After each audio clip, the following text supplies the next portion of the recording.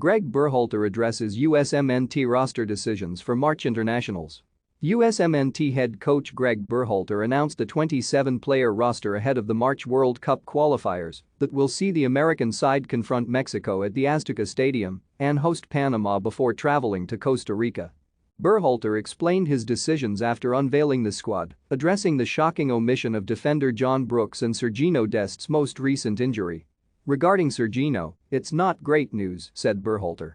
"The initial diagnosis, it seems to be a hamstring injury, but we're going to get the final details tomorrow. But we may need to replace him, and we've already identified candidates to replace him, and we're already prepared to speak to him first thing tomorrow." To combat Dest's possible absence, Berhalter named George Bello, Joe Scally, Shaq Moore and Sam Vines as options to be added to the squad should Dest be ruled out. Berhalter then went on to reveal that prior to selection, he spoke to John Brooks as to why Aaron Long and Eric Palmer Brown would be included in the roster over the defender.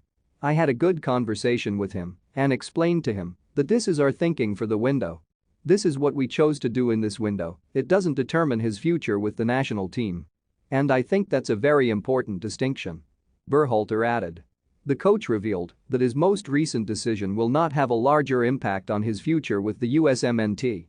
"I hate to get detailed about this regarding an individual player, but when you look at the window in October, he had an injury, in November and January, we weren't happy with his club form.